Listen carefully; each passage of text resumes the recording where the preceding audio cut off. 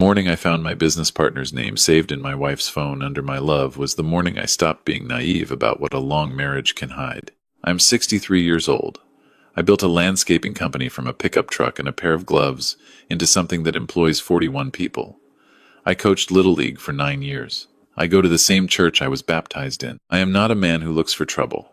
Trouble, apparently, had been looking for me for quite some time. My name doesn't matter. What matters is that I had a wife of 31 years, a business partner I'd trusted since we were both young and foolish, a daughter who teaches third grade in Naperville, and a son who never once asked me for anything he didn't earn. That son is the reason I'm still standing.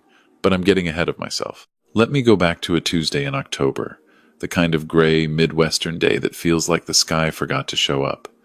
I came home early from a site visit because the rain had shut us down by noon. My wife's car was in the driveway, which wasn't unusual. She'd taken a leave from her job at the dental office 6 months earlier, said she needed time to figure out her next chapter. I supported that. I always supported her. 31 years, and I could count on one hand the arguments that lasted past sundown. I walked in through the garage. She didn't hear me. She was standing at the kitchen counter with her back to me, laughing quietly at her phone, not the way you laugh at a video, but the way you laugh at something someone said just for you. Private, warm. I hadn't heard that particular laugh in a long time, and something in my chest went cold before my mind caught up with why. She turned, startled. The screen went dark instantly. "You're home early," she said. "Rain," I said. She set the phone face down on the counter and asked if I wanted lunch. I said yes. I sat at the table and I watched her move around the kitchen, and I told myself I was being a suspicious old fool. I ate the sandwich she made me. I thanked her. I went upstairs and I sat on the edge of the bed and I stared at the wall for 20 minutes. I was not a suspicious man. But I was not a stupid one either. That evening my son stopped by. He's 34, works in IT, lives 20 minutes away. He comes over for dinner more than most grown kids do, which his mother always said was because I make better ribs than any restaurant in the county. That night he was quieter than usual. He helped me clean up after dinner while his mother watched television in the other room, and at one point he handed me a glass to dry and he looked at me and said, quietly, "Dad, how's everything going with you in the business?" I told him fine. Busy season winding down, winter contracts looking solid. My partner and I had just landed a new HOA account on the North Shore. He nodded slowly. He didn't say anything else. But he didn't leave right away either. He sat at the kitchen table and had a second cup of coffee, and I had the distinct sense he was trying to decide something. I didn't push. That's how we are with each other. We give space and we come back. He came back 3 days later. He called me at 7 in the morning and asked if I could meet him for breakfast, just the two of us, away from the house.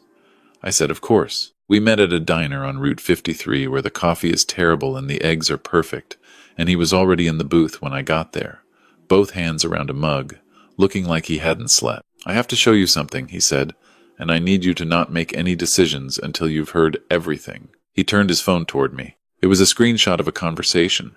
The contact name at the top was my name, my first name, but the number wasn't mine. I stared at it. The messages were brief, coordinating. The kind of shorthand two people use when they've been communicating long enough to drop all the explanations. "Tomorrow works. He's in Rockford until 4. "Same place?" "Same place. Miss you." The timestamp was from 8 days earlier. The day I'd driven to Rockford to look at a property with my foreman. I set the phone down on the table. I looked at my son. I asked him how he'd gotten this. He said he hadn't gone looking for it. He said he'd borrowed his mother's phone 3 weeks ago to call me because his battery was dead. And when he'd opened the recent calls, he'd seen a name he recognized, my business partner's name. He hadn't thought much of it. We were all friendly. There were 100 innocent reasons my wife might call my partner. But the call had been 47 minutes long. At 10:30 at night, he hadn't been able to let it go. He'd done what his generation does. He'd found ways to look further without being obvious. He hadn't said anything to me because he wasn't sure, and he needed to be sure before he blew up our family on a suspicion. He was sure now. I want to tell you I handled that moment with dignity. I want to tell you I was calm and rational. The truth is I sat in that diner booth and I felt something drain out of me that I haven't fully gotten back. 31 years. My partner for 22 of them. The two people after my children that I would have called without hesitation if I were ever in real trouble. My son reached across the table and put his hand on my forearm. "Dad," he said, "I'm sorry. I'm so sorry. But we have to be smart about this." He was right. He was 29 years younger than me, and he was the one keeping his head, and I was grateful for it in a way I couldn't have expressed out loud without embarrassing us both. We sat in that diner for 2 hours. We made a plan. I am a methodical man. I built my business on documentation, on paper trails, on never making a claim I couldn't back up with records. I applied that same principle to the hardest investigation of my life. My son helped me. He didn't complain, didn't hesitate, didn't once suggest that maybe I should just confront them and get it over with. Not until you know everything, he said. You need to know how long. You need to know what you're actually dealing with before you walk into that conversation. He was protecting me. My kid was protecting me. And every time I think about it, I have to take a breath. Over the next 2 weeks, I paid attention in ways I never had before. I noted when my wife said my partner had called about business, and I checked whether he had actually called my office line. He hadn't, 3 out of 4 times. I found a receipt in her coat pocket for a restaurant in Oak Park, 45 miles from our house, a place neither of us had ever mentioned. Table for 2, a Wednesday afternoon, a glass of wine she'd never told me about. I drove past the office of a family attorney, but I didn't go in. Not yet. What I didn't do was confront my partner at work. I showed up every morning. I sat across from him at the table we'd shared for 2 decades, and I talked about contracts and equipment and the Hendersons' backyard renovation. And I looked at him, this man I had trusted with my livelihood and my friendship, and I felt something shift permanently in how I understood the world. He's a good-looking man, my former partner.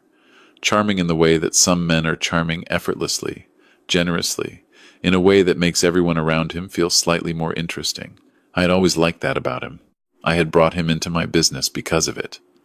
I had introduced him to my wife at a company dinner 14 years ago and watched them shake hands and thought, good, my 2 worlds are connected now. 14 years. I didn't know yet how far back the real story went, but 14 years is what I was sitting with. On a Friday afternoon, my son called me while I was driving home and said, Dad, I think you have enough, and I think you need to talk to someone before Monday. I asked him what he meant. He said he thought I should talk to my daughter. I hadn't considered that. My daughter and her mother were close, the way mothers and daughters often are, and I'd been trying to protect her from all of it. But my son said something that stopped me cold. She deserves to know who her father is before she hears another version of this story. Because if this comes out sideways, she'll wonder why you didn't tell her. She'll wonder what you were hiding. I thought about that for the rest of the drive home. I called my daughter that evening and asked if I could come to Naperville on Saturday. Just me, she said. Of course, she'd make lunch. I heard something in her voice, a careful something, and I wondered if she'd already sensed more than I knew. I drove down Saturday morning. Her house is a small colonial on a quiet street, the kind of house she picked out herself, and has spent 3 years making exactly what she wanted. She met me at the door with a hug that lasted a beat longer than usual, and I held on. Because fathers know things they can't always say. We sat at our kitchen table. She'd made soup. She'd set out crackers and cheese the way her mother used to do for company. I noticed that detail, and it cost me something. I told her everything. I took my time. I didn't editorialize, didn't call her mother names, didn't perform my pain for her. I just laid out what I knew and how I knew it, the way I would brief a contractor on a complex job. When I finished, the soup had gone cold and she hadn't touched her crackers. She was quiet for a long time. Then she said, "How long has my brother known?" I told her. She looked at the table. She said, "He was protecting you." I said yes. She looked up at me and I saw something shift in her face, not toward her mother, not away from me, but toward something harder and more honest than either. She said, "What do you need, Dad? Not what's going to happen. Not what should we do. What do you need?" I told her I needed her to know the truth before anything else happened. That was all. She reached across the table and covered my hand with both of hers, and she said, "We'll figure it out together." The 3 of us, my son, my daughter, and I, met on a Sunday evening at my son's apartment. We weren't planning anything theatrical. We weren't plotting revenge. We were 3 people who loved each other, trying to figure out how to handle something that had no clean solution. My son had spoken with an attorney friend informally and had some information about documentation. My daughter had spent 2 days cycling through grief and anger and had come out the other side of it with a kind of clarity that reminded me of her at 7 years old, standing at the edge of a diving board, deciding. She said, "Whenever you're ready, Dad, we're here." I talked to my attorney on Monday. On Wednesday morning, I walked into my office, our office, and I asked my partner to close the door. I had not rehearsed what I was going to say. I had decided not to. Rehearsed words feel like a performance, and I did not want to perform. I wanted to be exactly what I am, a 63-year-old man who worked for everything he had and asked one thing from the people he loved, which was honesty. I set a folder on the desk between us. I said, I know. I've known for 2 weeks. I wanted to be thorough before I said anything because that's how I do things. He looked at the folder. He looked at me. And the thing that I will carry with me for the rest of my life is that he didn't deny it. He just deflated. Like something had been holding him up for a long time and it simply gave out. He said, How long has it been going on? I asked. Not how did you find out, not it's not what you think. He just accepted the premise, because the premise was true and we had both always been straight talkers, at least with each other. At least until he wasn't. He said it had been almost 3 years. I nodded. I picked up the folder. I said, I'll have my attorney contact yours about the business. I stood up. I buttoned my jacket. I said, I hope whatever this was worth it. And I walked out. I drove to the parking lot of the hardware store 2 blocks away and I sat there for 40 minutes. I cried, which I'm not ashamed to say, because I'm 63 and I've earned the right to be human. I cried for the business we'd built and the friendship I'd thought was real and the mornings we'd had coffee in that office talking about our kids and our plans and getting older. I cried for the version of my life I'd believed I was living. Then I called my son and said, It's done. He said, Come over. I'll make dinner. The conversation with my wife was different. I won't walk through all of it because some of it belongs only to us, even now. What I'll say is that she did not expect me to know, which meant she had been prepared to continue. And that told me something I needed to know about the choice she'd been making, not just the mistake she'd fallen into. There's a difference between a person who stumbles and a person who walks a chosen path, and I understood by the end of that conversation which one I was dealing with. She said things I won't repeat. She said things I'll probably think about for years. I listened to all of it. When she was finished, I said, I think we both know what comes next. She didn't argue. My daughter came by that evening. Not to talk to her mother, she wasn't ready for that yet, and I didn't push her but to be in the house with me. We sat in the living room and watched a show. Neither of us was really watching, and she fell asleep on the couch the way she used to when she was small, and I covered her with the throw blanket from the basket by the door, and I thought, this is still my life. This is still real. The ground shifted, but I am still standing on it. Months have a way of moving things, not healing them exactly, but moving them to where they're bearable in a different way than before. My attorney and my former partner's attorney worked out a buyout that was fair, or fair enough. The business continues under my name. My foreman, a man I've worked with for 16 years, stepped into an expanded role without being asked twice, and he's been worth every cent of the raise I gave him. The North Shore HOA account stayed with us. Small mercies. My daughter started talking to her mother again about 4 months later. That was her decision, and I supported it without conditions. Because whatever my wife did to me is separate from who she is to our children, and I won't be the one to muddy that water. My son took a little longer. He got there on his own terms. What surprised me was the church. I'd been going to the same service for 40 years, and I expected, in some vague way, to feel exposed. Instead, I felt something else held. Maybe is the word. People don't always know what to say, and sometimes they say the wrong thing. But showing up is its own language. And people showed up. My pastor said something to me one morning after the service that I've kept. He said, The ground you built your character on is still there. You're standing on it right now. I believe that. I turned 64 in February. My son made ribs his first attempt, following my recipe, more or less successful. My daughter brought a cake and her own particular kind of teasing that has always felt like love in a hat and glasses. We sat around the table in my kitchen, the 3 of us, and ate too much and talked too long. And when they finally left and I was washing the last of the dishes, I stood at the sink and listened to the quiet of the house. It was a different quiet than before. Before it was the quiet of something taken for granted.